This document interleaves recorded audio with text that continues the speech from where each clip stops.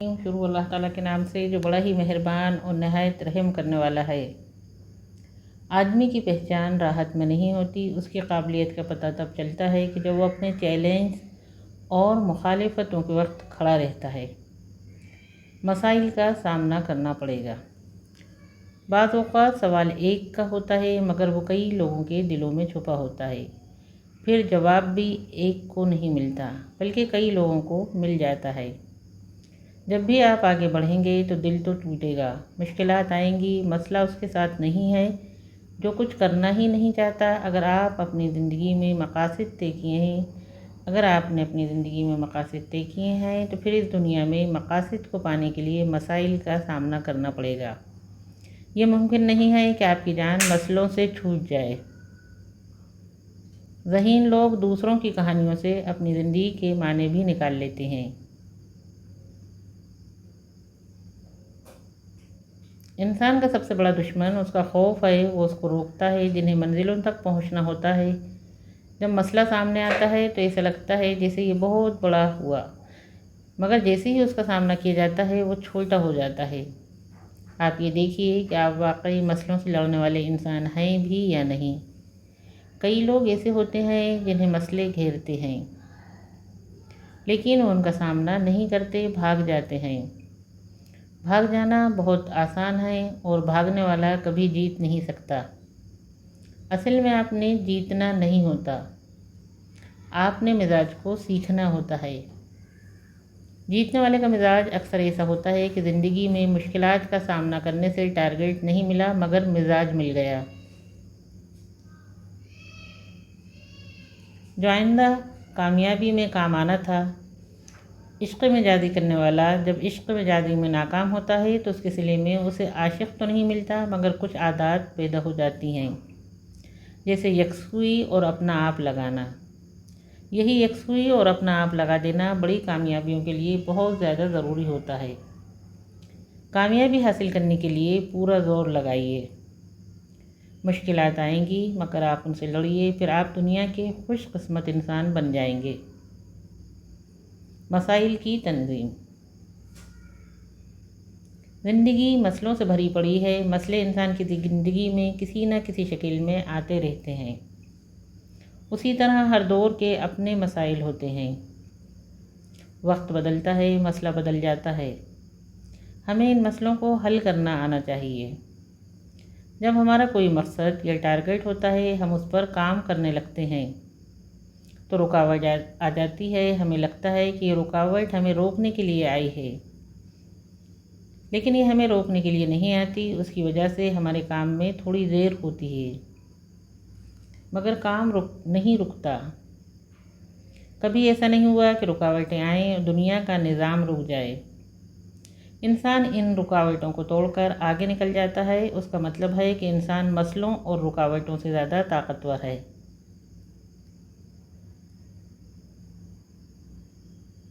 हम अगर पीछे मुड़कर अपनी ज़िंदगी को देखेंगे तो हमने बेशुमार मसलों को हल किया है। दुनिया के ज़्यादातर लोग मसले का सामना नहीं करते। बहुत कम लोग ये जुरात रखते हैं कि अपने मसलों को हल कर सकें। देहात में जब भी दो ख़ानदानों के दरमियान कोई मसला पैदा होता है तो आम तौर पर जिस ख़ानदान की गलती होती है उस ख़ानदान की लड़की की शादी दूसरे ख़ानदान के लड़के से कर दी जाती है। इससे उनके दरमियान रिश्ता बन जाता है और यूँ बहुत बड़े बड़े मसाइल ख़त्म हो जाते हैं। ताल्लुक़ मसले को छोटा कर देता है। बहुत सारे लोगों को ताल्लुक़ बनाना नहीं आता, इसलिए उनके मसले भी हल नहीं होते। ज़िंदगी में आने वाले मसाइल का सामना करते हुए पहले इन मसलों का वज़न कीजिए। उससे पता लगता है कि मसला क्या है और उसकी शक्ल क्या है।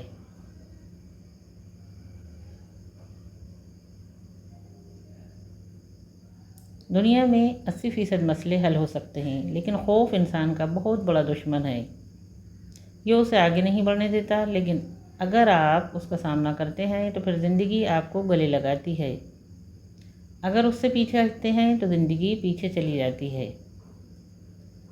ज़्यादा मसाइल का सामना करने वाले लोग वो जिनको तंजीम करनी नहीं आती, जो फ़र्द चीज़ों को अच्छा मुनज़्ज़म करना नहीं जानता اسے زیادہ مسائل کا سامنا کرنا پڑتا ہے۔ وہ لوگ جو ذمہ داری کو قبول نہیں کرتے زیادہ مسئلوں کے شکار ہوتے ہیں۔ ہر دم پریشان رہنے والوں کو زیادہ مسئلوں کا سامنا کرنا پڑتا ہے۔ دنیا میں سب سے زیادہ خطرے میں وہ انسان ہے جو کنفیوز ہے۔ حضرت علامہ اقبال رحمۃ اللہ فرماتے ہیں، دو رنگی چھوڑ دے یک رنگ ہو جا، سراسر موم ہو یا سنگ ہو جا۔ جن لوگوں کی سوچ منفی ہوتی ہے انہیں زیادہ مسئلوں کا سامنا کرنا پڑتا ہے۔ 1979 میں مائیکل ہارٹ نے تحقیق کی اور 100 لوگوں کی فہرست بنائی جنہوں نے سب سے زیادہ دنیا کو متاثر کیا۔ نمبر 1 پر اس نے حضور اکرم صلی اللہ علیہ وسلم کی ذات مبارک کو رکھا۔ یہ 100 عظیم لوگ وہ تھے جنہیں مسئلے حل کرنے آتے تھے۔ ایک صحابی رضی اللہ عنہ آپ صلی اللہ علیہ وسلم کی خدمت میں حاضر ہوئے اور عرض کی کہ تنگ دستی بہت ہے۔ آپ صلی اللہ علیہ وسلم نے پوچھا، تمہارے پاس کیا ہے؟ انہوں نے جواب دیا، میرے پاس تھوڑا سا سامان ہے۔ آپ صلی اللہ علیہ وسلم نے ان سے فرمایا کہ اس سامان کو بازار میں بیچ کر کلہاڑی لے آ۔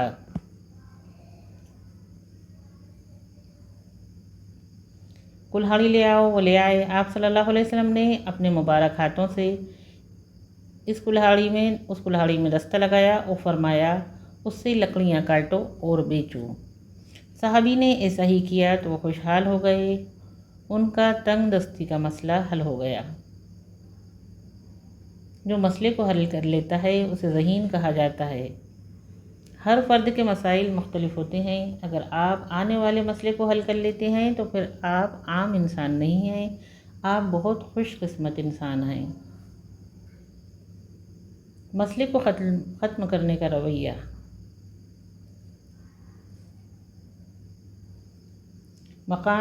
مقناطیس لوہے کو اپنی طرف کھینچتا ہے۔ بعض لوگ مثبت ہوتے ہیں اور بعض منفی ہوتے ہیں۔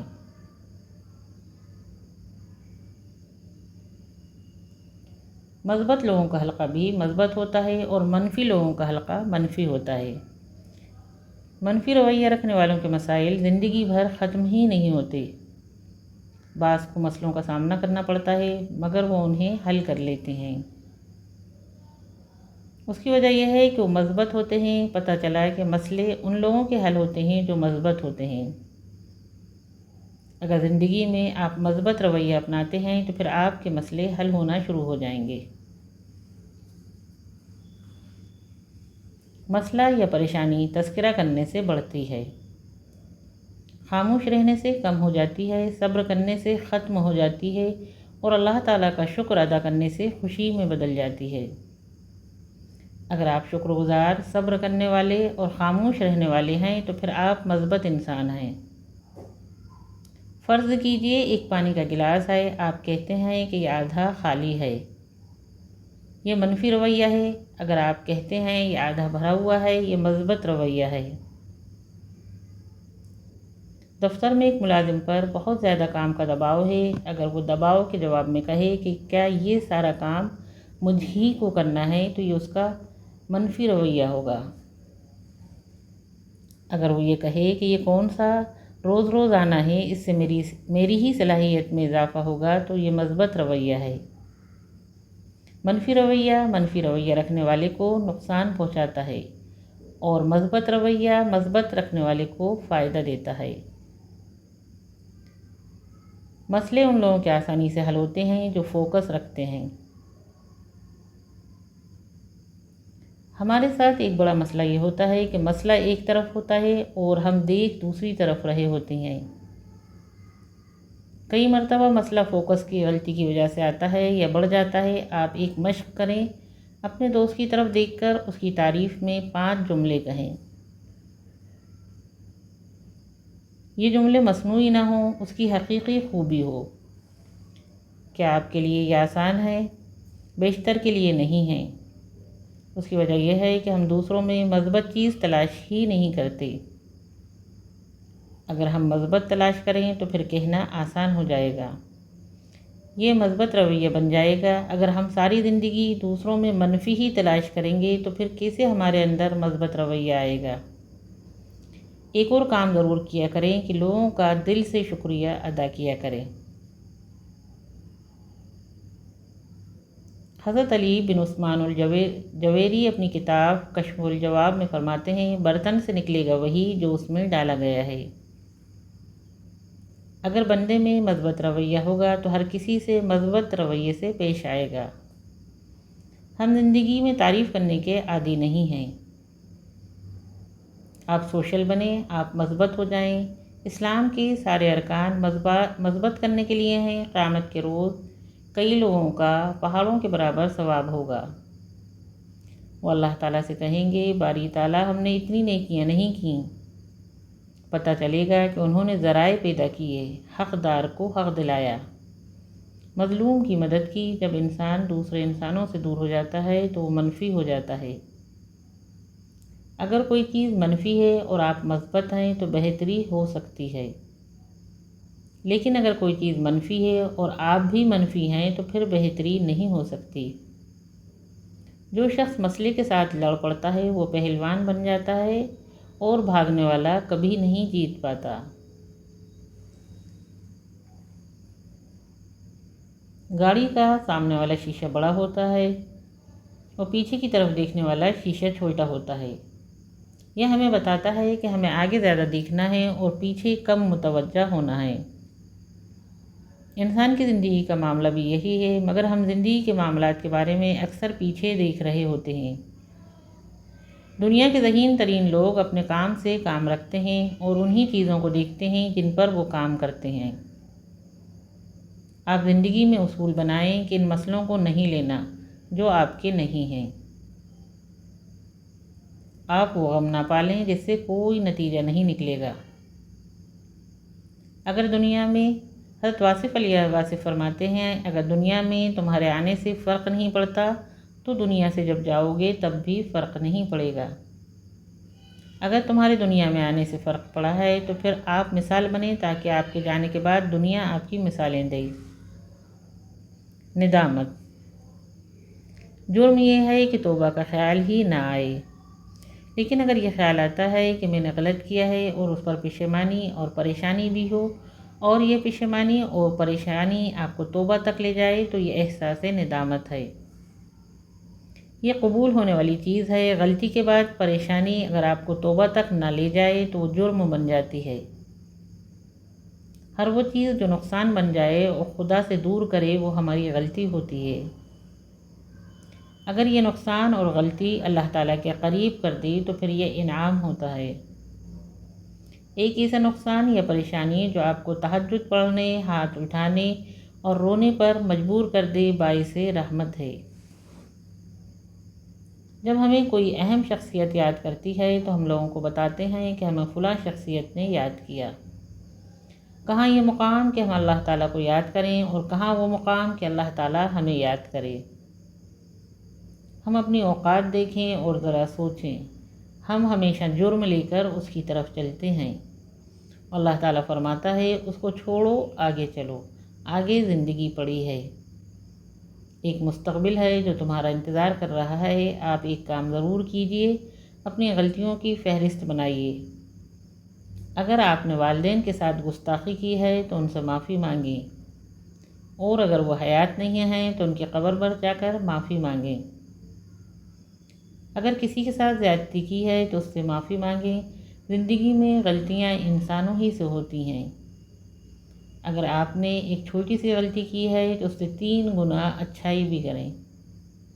آپ یہ اصول بنا لیجئے، ایک وقت آئے گا کہ آپ سے کم غلطیاں ہوں گی اور اچھائیاں زیادہ ہونا شروع ہو جائیں گی۔